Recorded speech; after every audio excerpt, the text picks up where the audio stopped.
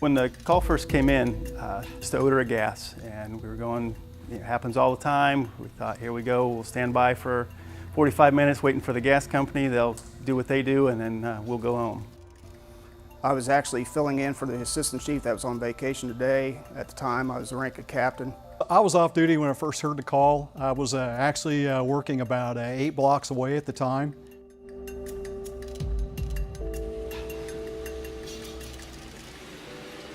When I pulled up and exited my vehicle, I could see the gas vapors coming out through the street, so I knew it was a little bit more serious than what I had expected.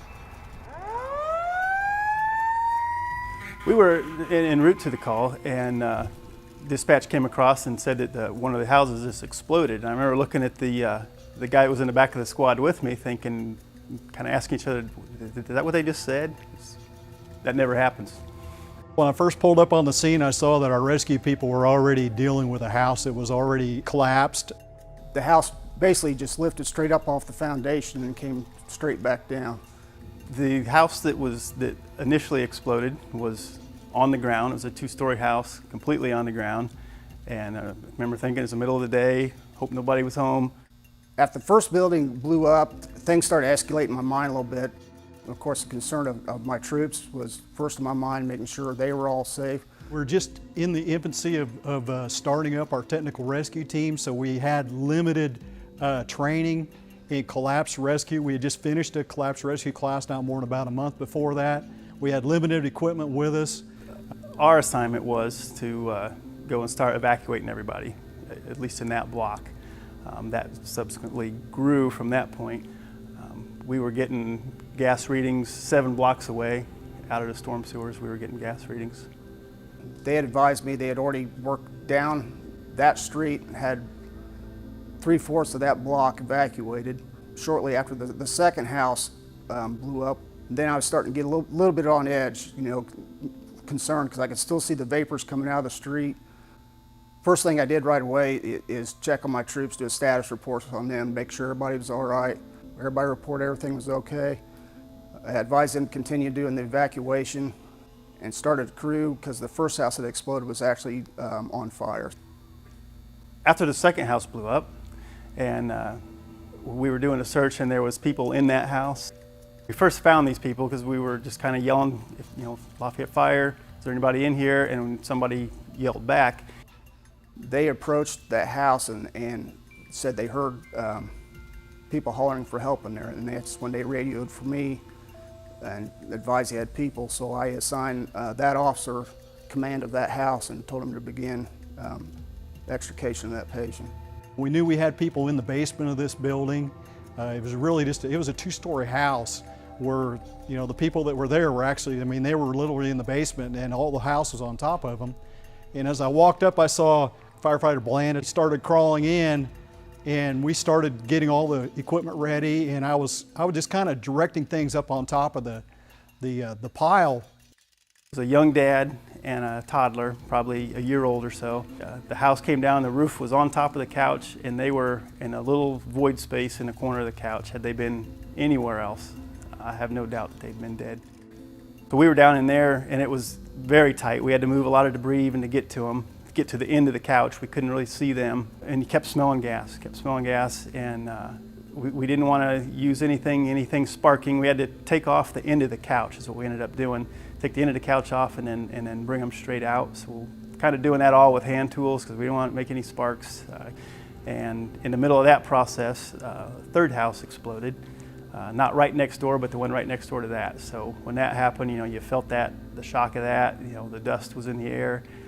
There was no quick getting out of where I was at. Depending on how the wind would blow, you would smell the gas pretty strong. I thought at any moment this thing's gonna light up. I'm not gonna be able to get out of here. This is gonna be my last call. Here's 3 houses on the ground. You could smell the gas, but the gas was getting to a point where it was just so intense that you couldn't smell the mercaptan anymore. The gas levels would change and fluctuate when they would get to, into the explosive range. We pulled out a couple times for a little bit. That's hard to do, to leave a young dad and his baby there. We'd pull out for a few minutes. We were actually sitting on the porch of the building, and we could look down in and see them. and we started pulling people out. It was a good 45 minutes to an hour, probably. By the time we moved debris, wormed your way down in there, and then took the end of that couch off. It was kind of interesting to see that the street just up the hill from where we were working was actually rising up. The gas was coming up out of the street, and the water was actually bubbling. After you realized what kind of situation you were in, it was really kind of interesting to sit back and go, wow, we really dodged a bullet on this one.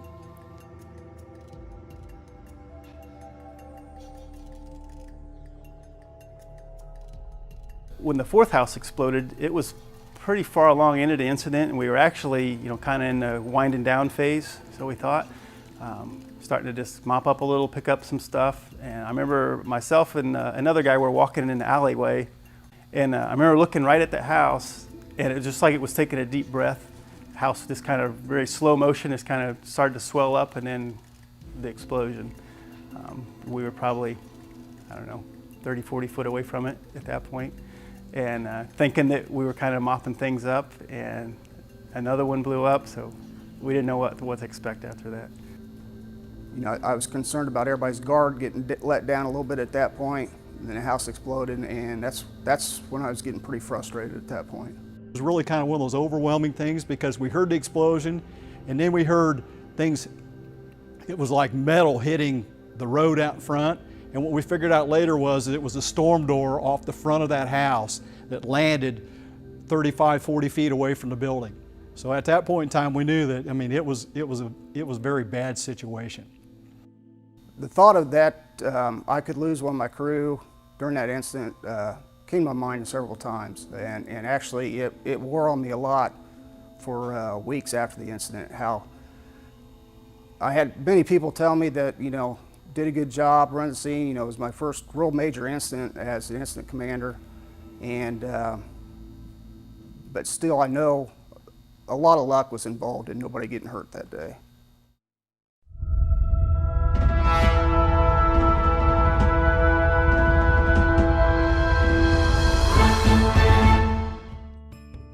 No incident is routine.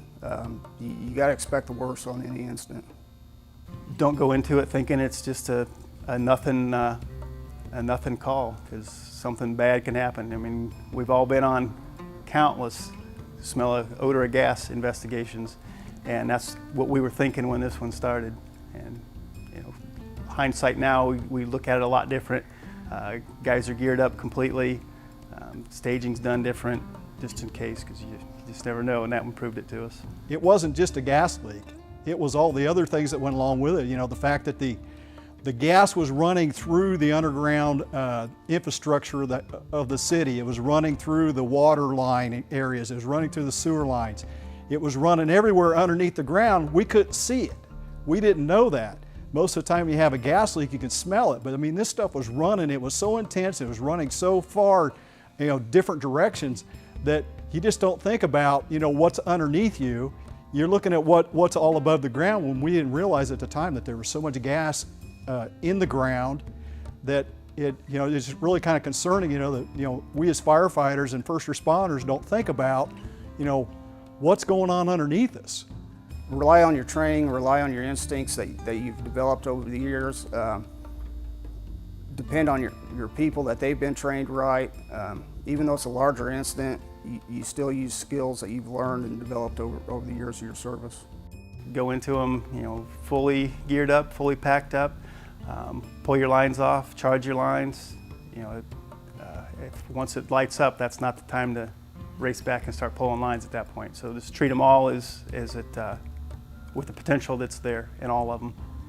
At that stage in our department, we were early in developing the incident command system. That drove home the importance of the incident command system to manage an incident, to manage the people, to keep track of the people, to know where they are, and to ensure that everybody involved safety.